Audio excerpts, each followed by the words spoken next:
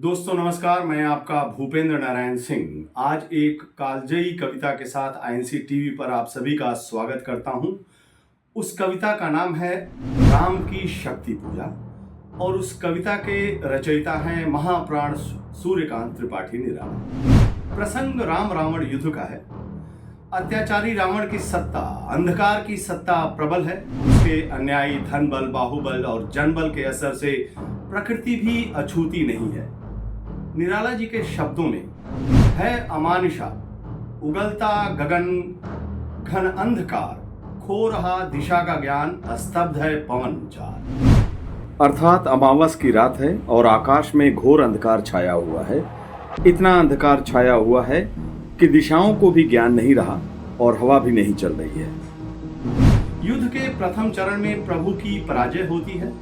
युद्ध के अंतिम परिणाम को लेकर वो संशय में पड़ जाते हैं और अपने साथियों से कहते हैं, मित्रवर विजय होगी न समर, यह नहीं रहा नर वानर का राक्षण से रण, उतरी पा महाशक्ति रावण से आमंत्रण, अन्याय जिधर है उधर शक्ति। अर्थात प्रभु श्री राम विभीषण से कहते हैं कि हमें अब युद्ध में सफलता नहीं मिलेगी।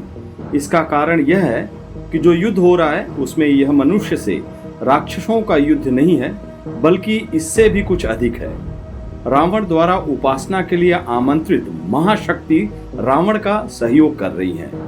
प्रभु श्री राम कह रहे हैं कि शक्ति को न्याय और धर्म के साथ होना चाहिए, लेकिन वह शक्ति अधर्म और अन्यायी रावण के साथ है। समस्या की असली जड़ यही है, अन्याय जिधर है उधर शक्ति।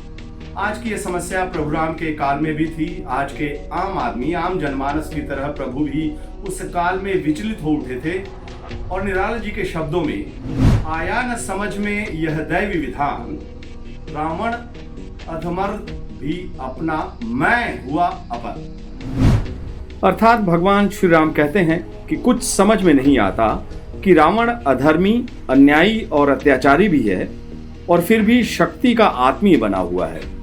मैं धर्मनिष्ठ होकर भी पराया बन गया हूँ।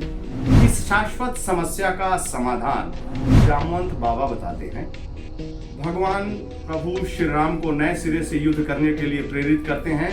वो भगवान राम से कहते हैं, हे पुरुष सिंह, तुम भी यह शक्ति करो धारण, आराधन का दृढ़, आराधन से दो उत्तर। अर्थात हे राम, मैं इसमें अस्थिर और व्याकुल होने का कोई कारण नहीं देखता हूँ।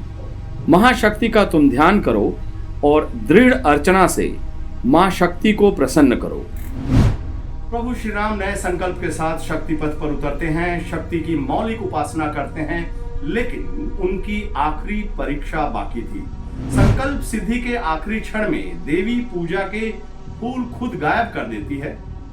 हमारी तरह ही भगवान राम फिर विचलित हो उठते हैं। धिक जीवन को जो पाता ही आया विरोध, धिक साधन जिसके लिए सदा ही किया शोध। अर्थात वह मन ही मन कहते हैं कि जीवन साधनों की खोज में पूरा हो गया। जीवन में सबका विरोध सहन करता रहा। उन समस्त साधनों को धिक्कार है जिनको मैं खोज करता हूं। लेकिन प्रभु के व्यक्तित्व का एक पहलू था, उनका एक और पहलू था जिसे निराला जी शब्द चित्रों में ढालते हैं। वह एक और मन रहा राम का जो न थका, जो नहीं जानता दैन्य, नहीं जानता विनय। अर्थात जैसे ही प्रभु श्री राम के मन में आत्मविश्वास की भावना जागृति हुई, वैसे ही उनकी चेतना पर पड़ी हुई माया के सारे आवरण हटने लगे। प्रभु राम अधर्म की सत्ता के नाश के लिए अपना सर्वोच्च बलिदान के लिए तत्पर हो उठते हैं। पूजा के फूल के बदले अपनी एक आंख चढ़ाने के लिए तैयार हो जाते हैं। उनके साहस और संकल्प को देखकर देवी प्रसन्न हो उठती है और उन्हें विजयी भाव का आशीर्वाद देती है। होगी जय, होगी जय, हे पुरुषोत्तम नमी। नमस्कार।